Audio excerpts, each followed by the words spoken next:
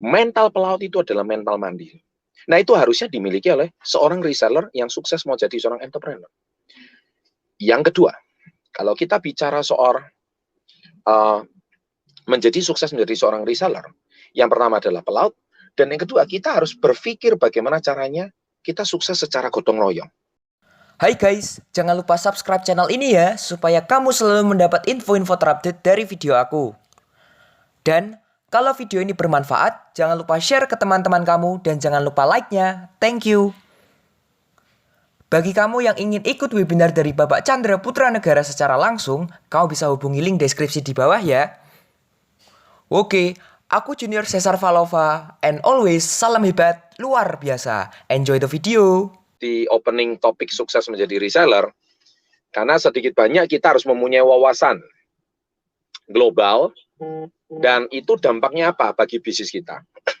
Mungkin secara nggak langsung tidak berdampak, tetapi pasti kita sedikit banyak akan mempunyai sebuah dampak bagi perilaku dan kehidupan kita. Angin segar memang bagi dunia luar kalau Joe Biden menang. Tentunya kita sebagai warga negara Indonesia, apakah ikut bersorak-sorai? Ya, bagi yang tahu. Ya, karena secara makroekonomi itu di kuartal ketiga dan kuartal keempat itu pasti akan sedikit banyak berdampak. Nah, mungkin Anda bingung dengan istilah kuartal 3, kuartal 4. Pertumbuhan ekonomi sebuah negara itu memang dianalisa setiap 3 bulanan. Januari, Maret itu kuartal 1, April, Juni kuartal 2, Juli, September kuartal 3, Oktober, Desember adalah kuartal 4. Kalau kita lihat berita media massa, hampir seluruh dunia ekonominya sudah minus kena pandemi. Indonesia juga sudah pasti. Ya. Dan akhirnya terjadi sebuah yang namanya banyak orang yang bermasalah. Nah, kita kalau bicara soal sukses menjadi reseller, tentu itu merupakan sebuah solusi yang tidak ada hubungannya sebetulnya dengan pertumbuhan kuartal tersebut. Kenapa?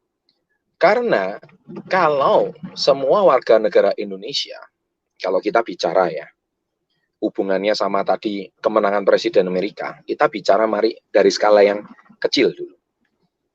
Kalau seluruh warga negara Amerika bicara soal Demokrat, maka itu sama aja pemerintah tidak menggalakkan manusianya menjadi seorang entrepreneur. Ya, jadi menggalakkan manusianya menjadi mendapatkan santunan negara, BLT begitu. Kalau di bangsa Indonesia, bantuan langsung tunai untuk rakyat kecil. Karena bicara rakyat kecil, mereka pasti mengharapkan BLT. Tapi kalau bicara sukses menjadi reseller, kami nggak mengenal istilah BLT. Kami mengenal sebuah istilah, yaitu Anda harus mengubah cara berpikir Anda daripada kita mengharapkan bantuan dari orang lain, apalagi bantuan dari pemerintah. Karena mau sampai kapan kita berharap BLT? Dan terutama Anda yang usia produktif, iya kalau Anda pensiunan. Celakanya kalau Anda usia yang tidak produktif, Anda ngaku-ngaku aja Anda sebagai homeless, kalau di Amerika. Homeless itu orang yang nggak punya rumah. Atau Anda hari ini bicara aja Anda belum mendapatkan pekerjaan, Anda akan disantuni negara. Nah, itu pola kerja Partai Demokrat. Beda sama Republik. Kalau Republik, dia pasti menggalakkan negaranya kuat. Semua harus bekerja. Dia mendeportasi semuanya imigran-imigran gelap yang cuma berharap BLT. Nah, kembali ke sukses menjadi reseller. Kalau kami dimiripkan partai, kami itu sebenarnya mirip Partai Republik, yaitu menggalakkan setiap orang untuk mandiri. Apapun itu masalahnya. Makanya mungkin bagi Anda yang punya pertanyaan-pertanyaan yang, saya pengen bisnis, tapi modal dari mana? Nah, ini pola mental dalam tanda kutip Demokrat. Pola mental yang selalu berharap BLT. Gitu. Ya, jadi ini karena isunya lagi hangat ya, tentu saya sedikit banyak angkat supaya Anda sedikit banyak punya wawasan. Bagi negara di luar Amerika dengan kemenangan Biden itu justru berita baik. Terutama bagi Indonesia. Karena apa? Karena justru pengeluaran negara akan lebih besar untuk menyantuni penduduk-penduduk yang berpola pikir mental peminta gitu. Ya, sehingga memangkas pajak daripada orang-orang yang berpenghasilan tinggi, baik itu secara profesional atau mereka berpenghasilan, pajaknya akan dinaikkan untuk menyantuni orang-orang yang seperti itu. Nah, bicara soal bangsa Indonesia, kita tahu bangsa kita ini terkenal dari nenek moyang kita adalah seorang pelaut. Sebetulnya nenek moyang kita pelaut. Jadi kita ini udah jelas. Bukan berarti kita harus jadi nelayan, bukan. Nelayan adalah sebagian dari profesi. Tapi bicara nenek moyang sebagai seorang pelaut, pelaut itu artinya apa? Berarti kita negara bahari. Kita itu adalah seorang yang negara yang mandiri. Dan yang kedua, budaya gotong royong itu sudah merupakan budaya warisan nenek moyang bangsa Indonesia. Ini udah dua hal yang sangat jauh berbeda. Satu, mental pelaut itu adalah mental mandiri. Nah, itu harusnya dimiliki oleh seorang reseller yang sukses mau jadi seorang entrepreneur. Yang kedua, kalau kita bicara soal menjadi sukses menjadi seorang reseller, yang pertama adalah pelaut, dan yang kedua kita harus berpikir bagaimana caranya kita sukses secara gotong royong. Nah, di bisnis ini, kami mengajarkan orang itu sukses bukan cuma menjadi seorang penjual. Anda jual 2 paket dapat 1 juta. Tapi yang terpenting, setelah Anda berhasil menjual 2 paket tersebut, pastikan orang yang membeli paket sama Anda itu merasakan produknya, dan dia juga punya kesempatan yang sama dengan Anda. Kalau dia jual 2 paket lagi, dia akan dapat 1 juta lagi. Nah, sistem kerja gotong royong seperti ini, itu sudah dianut oleh nenek moyang kita sejak zaman dahulu. Nah, itu tentu sangat berbeda dengan mental BLT, atau bantuan langsung tunai. Itu sangat jauh berbeda. Oke, saya setuju BLT bagi mereka yang sudah tua, masuk usia pensiun. Ya, tua itu dalam arti kalau fisiknya masih bagus, saya nggak setuju. Kita lihat negara kecil Singapura. Singapura itu kalau Anda mendarat di airportnya, Anda tahu siapa yang bersihkan WC? Orang tua. Orang tuanya usianya berapa? 70 tahun, 75 tahun. Anda lihat kalau ke negara maju Jepang, mereka yang masih cuci WC itu orang-orang tua. Mereka pantang menerima BLT. Selama mereka masih produktif dan mereka sehat, mereka akan bekerja. Nah, ini sangat berbeda dengan bangsa Indonesia. Bangsa Indonesia ini, begitu memasuki usia pensiun, taruhlah Polri dan PNS, yang sekarang katanya usia 55 sampai 57, atau mungkin yang katanya diperpanjang sampai 59, seolah-olah seperti sudah tumpul, dan cuma berharap pensiunan. Dari sini kita bisa tahu betapa bobroknya mental kita. Kalau kita memang bekerja, saya setuju sih mendapatkan pensiun, tapi bukan berarti Anda langsung menyerah. Dan kita sudah sering dengar betapa tidak sedikitnya para pensiunan kita, ketika sudah memasuki usia 59, 60, 65, mereka langsung tumbang. Tumbang itu artinya apa? Mereka terkena stroke, terkena sakit, terkena power syndrome. Artinya mereka itu seperti orang yang tiba-tiba yang awalnya sehat, tiba-tiba sakit. Kenapa? Karena dari awalnya bekerja, tiba-tiba langsung pensiun. Nah, BLT itu cocok untuk orang-orang yang sakit. Cocok untuk orang seperti itu. Tapi tidak cocok untuk kita yang hari ini masih usia produktif. Usia muda, sangat tidak cocok. Dan apalagi dengan alasan tidak punya penghasilan, tidak punya pekerjaan. Oh my God, saya rasa itu sebuah kata-kata yang seolah-olah mendefinisikan diri kita siapa yang sebenarnya. Betapa lemahnya kita, usia produktif tapi minta BLT.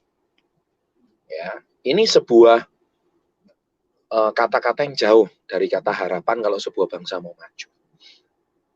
Nah, kalau sebuah bangsa itu lemah dan tidak mau maju, bagaimana dengan kita yang mulai dari keluarga kecil kita aja? Kalau mentalnya BLT, ya kita nggak bisa maju. Nah, kita harus punya sebuah mental, bagaimana caranya saya tidak mau ditanggung sama negara. Karena tidak enak. Hidup tergantung sama orang lain itu tidak enak. Anda sekarang kalau hidup tergantung orang lain, enak nggak? Anda mau pakai uang, uangnya orang lain. Anda mau belanja, harus minta izin dulu sama yang punya uang. Ya, itu kalau Anda punya etika. Masalahnya orang Indonesia ini seringkali nggak punya etika. Pakai uang sama nggak ngomong sama pemilik, apalagi pinjam uang, sering-sering kali ketika mau dibalikin ngaku lupa gitu. Nah ini, betapa sudah berbeda dengan prinsip spirit dari nenek moyang kita yang seorang pelaut, sama yang punya spirit gotong royong. Mari Bapak Ibu yang ikut peserta webinar pada sore hari ini, sharing motivasi saya ini mengajarkan, Anda boleh ngerti peluang, Anda bisa paham dengan presentasi yang tadi udah bagus sekali dari awal, sampai tadi terakhir seorang Pak Adril yang masih berusia 20 tahun saja, tapi sudah menjadi seorang Crown Star Director. Kita udah jelas melihat di situ bahwa mereka semua adalah punya satu ciri khas. Mereka usia muda dan mereka mandiri. Mereka punya orang tua, punya, tapi mereka pantang minta duit sama orang tua. Ini ciri khasnya. Mereka bisa punya, orang tuanya bukan berarti nggak mampu. Orang tuanya mampu. Tapi mereka memilih untuk tidak minta duit orang tua sejak mereka masih dini. Nah, spirit inilah spirit nenek moyangku seorang pelaut dan spirit gotong royong. Dan anti BLT. Gitu. Ya, anti BLT. BLT itu untuk orang kaum lemah aja. Dan itu bukan urusan kamu, urusan pemerintah. Dan maaf, seringkali kaum BLT kadang-kadang nyasar ke webinar kita. Dan dia pasti tersinggung dengan kata-kata saya. Kenapa tersinggung? Ya, pasti karena kata-kata saya dianggap menyentuh ranah emosi mereka. Pak Chandra sih nggak tahu rasanya susahnya cari uang. Kalau saya balik, kamu sih ketika dia dididik, alasanmu banyak. Nah, kalau saya akan balik seperti itu. Dan ketika saya ajarkan kamu untuk maju, cara berpikirmu malah mengatakan ini sulit. Ketika saya tawarkan bisnis ini cocok untuk seseorang yang modalnya minim, kamu ngomong, nanti temanku siapa? Ya, ini mental BLT gitu ya. Terus kamu sendiri juga bilang, nanti kalau saya sudah dapat modal untuk bergabung di komunitas Yes, saya mau jual kemana? Loh, toh lihat, alasannya banyak kan? Nanti kalau sudah produknya ada di tangan, nanti temanku siapa yang mau kutawari? Loh, lihat. Betapa banyaknya alasan para mental-mental BLT ini. Dan bagi saya, ya sudahlah. Kalau sekali mental BLT, selamanya mental BLT. Anda ketika hari ini mengajukan pertanyaan dan selalu ada aja alasan, saya selalu ketekankan, Anda mungkin nggak cocok ada di komunitas kami. Karena komunitas kami hanya untuk orang yang punya mental nenek moyangku seorang pelaut, dan mau punya sifat gotong royong. Nah, jadi kalau Anda hari ini masih terus beralasan seperti itu, simak video saya berjudul Mindset dan Mental Orang Miskin. Di situ udah sangat jelas, saya paparkan dengan sangat detail.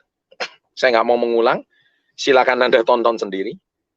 Dan siang hari ini, saya senang bisa sharing dengan kalian. Congratulations Joe Biden sebagai new Presiden Amerika, dan tentunya kita bisa ambil spiritnya, bagaimana seorang kakek usia 77 tahun masih bisa menjadi seorang presiden. Dan Anda yang baru berusia 60 lebih, tapi Anda sudah mengaku, saya sudah tua. Terima kasih, selamat sore, dan salam hebat luar biasa. And thanks God for everything.